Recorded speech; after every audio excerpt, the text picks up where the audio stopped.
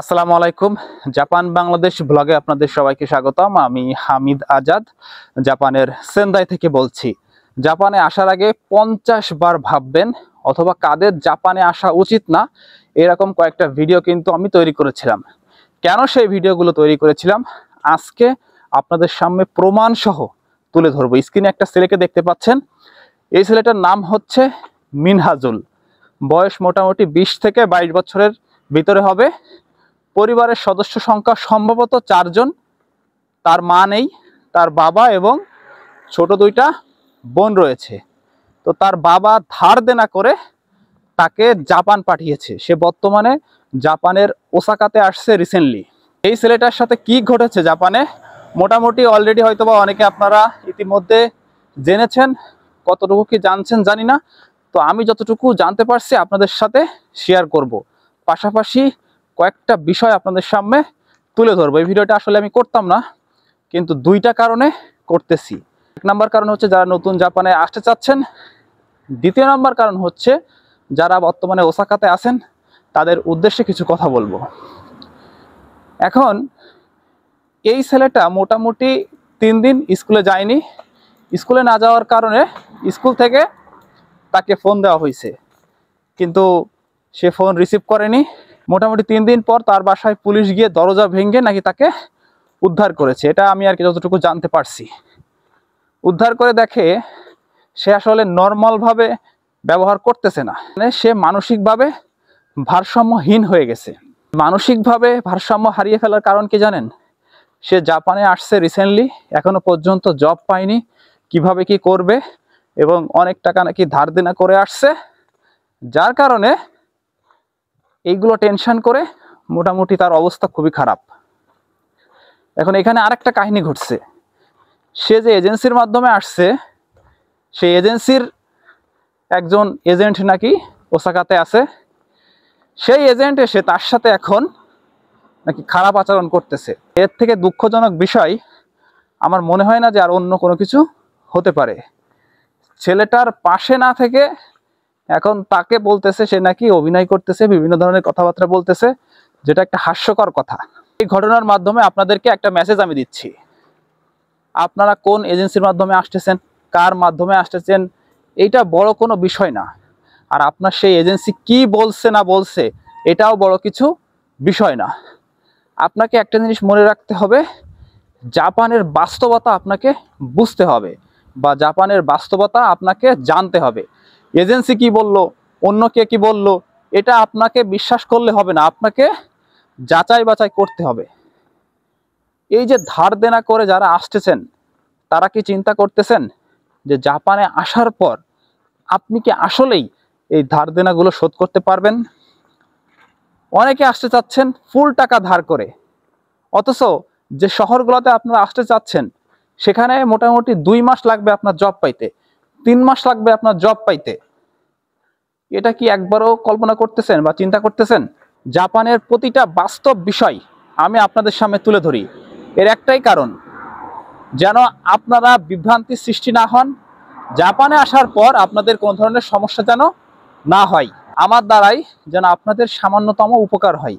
এই জন্য জাপানের যে সঠিক তথ্যগুলো রয়েছে সেগুলো আপনাদেরকে আমি দেওয়ার চেষ্টা করি। এই ধার দেনা জিনিসটা খুবই খারাপ। আপনি যদি ঋণ করে জাপানে আসেন ভাই, আপনি একটা দিন সুন্দরভাবে ঘুমাতে পারবেন না। এটা স্বাভাবিক, অস্বাভাবিক কিচ্ছু না। কারণ আপনার এখানে টিউশন ফি রয়েছে, আপনার ব্যক্তিগত খরচ রয়েছে, এইগুলো আপনাকে ইনকাম করে দিতে হবে। আর এই টাকাগুলো ইনকাম করতে হবে আপনাকে লিগ্যাল উপায়ে 28 ঘন্টা জব করে। এই 28 ঘন্টা জব করে আপনি সুন্দরভাবে চলতে পারবেন, কিন্তু ধার দেনা টাকা শোধ করা খুবই কষ্ট হয়ে যাবে। আমি প্রতিটা ভিডিওতে বলছি, এই ভিডিওতে বলতেছি, আপনারা একটু বোঝার চেষ্টা করেন। আপনাদের এজেন্সি বিভিন্ন ধরনের কথাবার্তা বলবে, কিন্তু আপনাদেরকে বাস্তবতা বুঝতে হবে বা বাস্তবতা শিখতে হবে। ওসাকাতে যেসব ভাইরা আছেন তাদের উদ্দেশ্যে একটা কথা বলতেছি। এই ছেলেটিকে নাকি বাংলাদেশে পাঠিয়ে দেওয়া হবে। এখন বাংলাদেশে যদি পাঠিয়ে দেওয়া হয়, এখন হয়তোবা তার যাওয়ার খরচটা তারা দিয়ে দিতে পারে, কিন্তু যখন সে আবার আসতে চাবে কিভাবে সে আসবে? এমনিতেই সে ধার দেনা করে আসছে। এখন আপনারা তার পাশে দাঁড়ান। বাংলাদেশ থেকে জাপানে এসে আপনারা এত কমিউনিটি তৈরি করেন, যদি একটা ছেলেকে সহযোগিতা না করতে পারেন তাহলে আপনাদের এই কমিউনিটি দিয়ে হবেটা কি? শুধু কমিউনিটি তৈরি করলে হবে না, যথাযথ যেন উপকার মানুষ পায় এটা খেয়াল করতে হবে। অনেক বড় ভাইরা এই ছেলেটার পাশে দাঁড়িয়েছে, তাদের প্রতি আসলে সত্যি স্যালুট। তারা যে বাংলাদেশিদের পাশে আছে এটা দেখে খুবই ভালো লাগলো, যে একটা মানুষের বিপদে তারা ছুটে আসছে। বিদেশে আমরা যারা বাঙালি আছি তাদের উচিত একজন বাঙালির বিপদে আর একজন বাঙালি এগিয়ে আসা। এখন এই ছেলেটিকে যেভাবে সহযোগিতা করা উচিত, আমার মনে হয় আপনাদের সে দায়িত্বটা নেওয়া উচিত। তাকে কোনোভাবে বাংলাদেশে পাঠিয়ে দেওয়াটা মনে হয় না ঠিক হবে, কারণ তাকে আস্তে আস্তে সুস্থ করতে হবে। সুস্থ করে তাকে স্বাভাবিক পরিস্থিতিতে ফিরিয়ে আনতে হবে। ফিরিয়ে এনে তাকে যে কোনো একটা জবের ব্যবস্থা করে দিলে আমার মনে হয় সে আস্তে আস্তে ঠিক হয়ে যাবে। সুতরাং ওসাকাতে যারা আছেন তারা এই দায়িত্বটা পালন করেন, এই ছেলেটার পাশে দাঁড়ান।